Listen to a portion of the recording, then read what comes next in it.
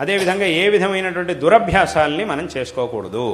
అంటే దురభ్యాసాలు అనగానే చాలామందికి ఏమనిపిస్తుంది, కొన్ని గుర్తొస్తాయి. దురభ్యాసం ఇవన్నీ చెడు అలవాట్లు అనగానే కొన్ని మీ బుద్ధిలో జ్ఞాపకానికి వస్తాయి. అవి అందరికీ తెలిసినవే. అలాంటి దురభ్యాసాలు, అలాంటి చెడు అలవాట్లు అందరికీ కూడా తెలిసినవే.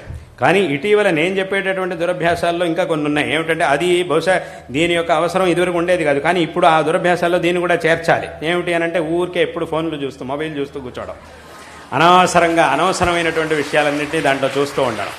ఈ దురభ్యాసం చాలామందికి ఉంది. ఇది కూడా చాలా హానికారకంగానే ఉంది. ఎందుకంటే ఇదివరకు ఆ పట్టీలో ఇవి ఉండేవి కావు, కానీ ఇప్పుడు దీన్ని కూడా చేర్చాల్సి వచ్చింది. ఇవి ఆ దురభ్యాసాలు అనగానే కొన్ని గుర్తొస్తాయి. ముఖ్యంగా 4-5 గుర్తొస్తాయి మనకి దురభ్యాసం. ఆ 4-5తో పాటు 5ో దానిగానో అథవా 6ో దానిగానో దీన్ని కూడా చేర్చాలి. ఎందుకంటే ఇది అంత హానికారకంగా ఉంది కాబట్టి. ఇక్కడ ఏమిటి, ఇక్కడ ఎవరిది తప్పు? ఈ వస్తువుని తయారు చేసిన వాడిది తప్పు కాదు, దాన్ని ఉపయోగించేటటువంటి వాడిది తప్పు. ఎందుకంటే ఏ వస్తువైనా కూడా లోకంలో దానికి సదుపయోగం ఉంటుంది, దురుపయోగం ఉంటుంది, రెండూ ఉంటాయి. కానీ సదుపయోగం చేయడం అనేది మన యొక్క కర్తవ్యం. అన్ని వస్తువులు సదుపయోగం, దురుపయోగం అనేది ఈ ప్రపంచంలో ప్రతి ఒక్క వస్తువుకి ఉంటుంది. కానీ సరైనటువంటి వివేకంతో సదుపయోగం చేసుకోవాలి, దురుపయోగాన్ని ఎప్పుడు కూడా చేయకూడదు. కాబట్టి ఈ సాధనాలన్నీ ఏవైతే ఉన్నాయో వీటిలో అవసరం మనిషికి చాలా ఉంది. దానివల్లే ఎన్నో వ్యవహారాలు క్షణాల మీద జరుగుతున్నాయి, ఎన్నో జరుగుతున్నాయి. కాబట్టి దానివల్ల చాలా ఉపయోగం కలుగుతోంది. కానీ ఉపయోగాన్ని పొందాలి తప్ప దురుపయోగాన్ని పొందకూడదు. ఆ దురుపయోగాన్ని కలిగించేటటువంటి పనులని చేయకూడదు. ఈ విషయాన్ని అందరూ కూడా, ముఖ్యంగా యువత చాలా స్పష్టంగా ఈ విషయాల్ని తెలుసుకోవాలి. యువత తెలుసుకోవాలి, పెద్దవాళ్ళు కూడా తెలుసుకోవాల్సిందే. ఎందుకంటే ఆ పెద్దవాళ్ళు కూడా అలవాట్లనే ఉన్నాయి. కాబట్టి అందులోనూ ముఖ్యంగా యువత అంటే పెద్దవాళ్ళు ఏమవుతుందంటే వాళ్ళు పెద్దవాళ్ళు అయ్యారు కాబట్టి, వాళ్ళ అనుభవాన్ని పొందినటువంటి వాళ్ళు కాబట్టి దీని ప్రభావం ఎక్కువ వాళ్ళ మీద చూపించదు. వాళ్ళు ఉపయోగించినా కూడా ఎక్కువ దీని ప్రభావం వాళ్ళ మీద ఉండకపోవచ్చు. కానీ ఆ యువత యొక్క మనస్సు ఏదైతే ఉందో, చిన్నపిల్లలు కానీ యువత కానీ, వాళ్ళ మనస్సు అనేది ఏదైతే ఉందో అది ఇంకా వికాసాన్ని చెందవలసినటువంటి మనస్సుది. కాబట్టి అటువంటి ఆ వికాసాన్ని పొందేటటువంటి అవస్థలో గనక దానికి ఏదైనా ఇబ్బంది కలిగింది, విఘాతం కలిగింది అంటే ఇంకా వికాసాన్ని పొందడం అనేది ఆగిపోతుంది. ఇప్పుడు ఒక విత్తనం ఉంది, ఆ విత్తనాన్ని నాటినప్పుడు దాని నుంచి ఒక విత్తనం చక్కగా ఉన్నప్పుడు దాన్ని నాటి నీళ్లు పోస్తే అప్పుడు ఏమవుతుంది, దాని నుంచి అది మొలకెత్తుతుంది, దాని నుంచి మొక్క పెరుగుతుంది, త్వరగా పెద్ద చెట్టు అవుతుంది, మనకి ఫలాన్ని ఇస్తుంది. అదే ఆ విత్తనాన్ని కనుక ఒకసారి మంటల మీద కాల్చి దాన్ని కనుక నాటితే అప్పుడు ఏమవుతుంది, దాని నుంచి అంకురం అనేది పుట్టదు. అది చక్కగా ఉన్నప్పుడు దాని నుంచి ఒకసారి మంటల్లో పడేసి కొంచెం కాలిన తర్వాత మళ్ళీ దాన్ని తీసి ఆ కాలిపోయిన విత్తనాన్ని తెచ్చి నాటామనుకోండి, అప్పుడేముంది, దాని నుంచి అంకురం అనేది పుట్టదు, మొలకెత్తదు అది.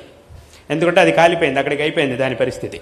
అదేవిధంగా అవుతుంది. ఈ చెడు అలవాట్ల వల్ల మన యొక్క బుద్ధికి ఇటువంటి విఘాతం కలుగుతుంది. అక్కడికి ఆ వికాసానికి చాలా పెద్ద ప్రతిబంధకం అనేది ఏర్పడుతుంది. కాబట్టి ఇటువంటి చెడభ్యాసాలని మానేయాలి. ఇప్పుడు చెప్పబడినటువంటి ఈ పనులు, అందులోనూ ధార్మికమైనటువంటి, అంటే ఒకటి వైయక్తికంగా మనం అభివృద్ధి చెందడానికి కావాల్సినటువంటి పనులు, అదేవిధంగా మనం ఏ వంశంలో, ఏ కుటుంబంలో అయితే మనం జన్మించామో దాని యొక్క శ్రేయస్సుకి, దానిలో మనకున్నటువంటి బాధ్యతలు ఏవైతే ఉంటాయో వాటికి సంబంధించినటువంటి పనులు, అదేవిధంగా ఏ సమాజంలో అయితే మనం బతుకుతున్నామో, ఏ ధర్మంలో అయితే మనం బతుకుతున్నామో దానికి సంబంధించినటువంటి పనులు. మళ్ళీ ఈ 3 పనులు ఇప్పుడు చెప్పినట్టుగా 2 రకాలు, లౌకికము మరియు ధార్మికం. ఈ విధంగా ఈ పనులన్నింటినీ కూడా చేస్తూ ఈ అన్ని దురభ్యాసాల నుంచి దూరంగా ఉంటూ చక్కటి జీవితాన్ని గనక మనం నిర్మించుకుంటే తప్పకుండా ఉత్తమమైనటువంటి స్థితికి మనం వస్తాము అనేటటువంటి విషయంలో ఏమాత్రం సందేహం లేదు. ఇక్కడ కేవలం, అంటే నేను ఇందాక నుంచి 2 రకాలుగా ఎందుకు చెప్తున్నాను అనంటే, కేవలం లౌకికమైనటువంటి అభివృద్ధి మాత్రమే సరిపోదు. ధార్మికమైనటువంటి ఒక చైతన్యాన్ని కూడా తప్పకుండా మనం పొందాలి.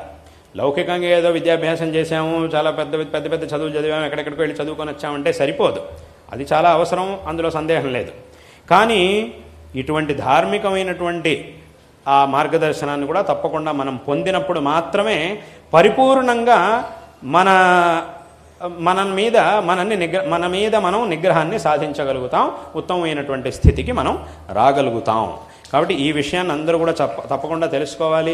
భగవంతుడు అందరికీ కూడా చక్కటి బుద్ధిశక్తిని ఇచ్చాడు. మీ అందరికీ కూడా చక్కటి కుటుంబాన్ని ఇచ్చాడు, చక్కటి తల్లిదండ్రులను ఇచ్చాడు, చక్కటి కుటుంబాన్ని ఇచ్చాడు, చక్కటి బుద్ధిశక్తిని ఇచ్చాడు. వీటన్నిటినీ కూడా భగవంతుడు ఇచ్చాడు. ఎందుకంటే లోకంలో కనుక మనం చూస్తే ఇవి కూడా లేనటువంటి వాళ్ళు ఎంతోమంది ఉన్నారు. చాలా కష్టమైనటువంటి పరిస్థితిలో ఉండేవాళ్ళు ఎంతోమంది ఉన్నారు.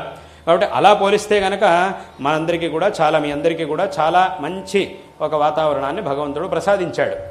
కాబట్టి ఇటువంటి పరిస్థితిలో చక్కగా చదువుకోవాలి, చక్కగా సాధన చెయ్యాలి. కొన్నిసార్లు ఏమవుతుందంటే మనం చేసినటువంటి సాధనకి తగినంత ఫలం ఆ సమయానికి లభించకపోవచ్చు. అంటే చాలామంది ఏమడుగుతుంటారు నా దగ్గర అనంటే, ముఖ్యంగా చాలామంది పిల్లలు, యువత నా దగ్గర ఎప్పుడు కూడా అడిగేటటువంటి ప్రశ్న ఏమిటి అనంటే, మేము ఎంత చదువుకున్నా కూడా మాకు రావట్లేదండి, ఏం చేయాలి అని అడుగుతుంటారు.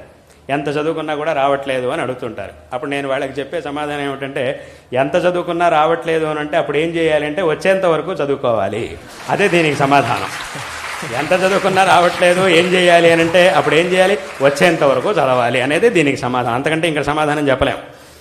అయితే ఏమవుతుందంటే కొంతమందికి ఒకసారి చదువుకుంటే వచ్చేస్తుంది, కొంతమంది 4 సార్లు చదవాలి, కొంతమంది 10 సార్లు చదవాలి, కొంతమందికి 15 సార్లు చదవాలి. ఆ 15 సార్లు చదవాల్సిన వాడికి 15 సార్లు చదివితేనే వస్తుంది వాడికి. ఒకసారి చదివితే వాడికి రాదు, 10 సార్లు చదివినా కూడా 15 సార్లు చదివితేనే వాడికి వస్తుంది. ఎందుకంటే వాడి సామర్థ్యం అది. ఈ సామర్థ్యం అనేది ఒక్కొక్కరికి ఒక్కో రకంగా ఉంటుంది. కాబట్టి ఎవరైనా కూడా వాళ్ళకు వచ్చేంత వరకు తప్పకుండా చదువుకుంటే, అందుకే ఇప్పుడు అంటే ఒక ఉదాహరణ ఏమిటి అంటే, ఇప్పుడు మనకి వెన్న రావాలి అని అంటే ఏం చేయాలి, మజ్జిగని చిలికితే దాని నుంచి వెన్న వస్తుంది. అక్కడ ఈ మజ్జిగని ఎంతసేపు చిలకాలి అని ప్రశ్న అడిగితే దానికి ఏమిటి సమాధానం?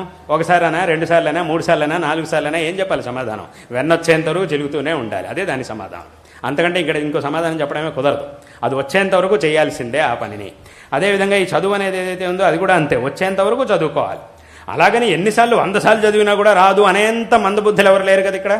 మరి అంత మటుకు మందబుద్ధి అని అంటే అంత మందబుద్ధులు ఎవరు లేరు ప్రపంచంలో. 100 సార్లు చదువుకున్నా కూడా రాదు అనేంత మందబుద్ధులు అయితే ఖచ్చితంగా ఉండరు. తప్పకుండా వస్తుంది, తప్పకుండా చదువుకుంటే తప్పకుండా వస్తుంది.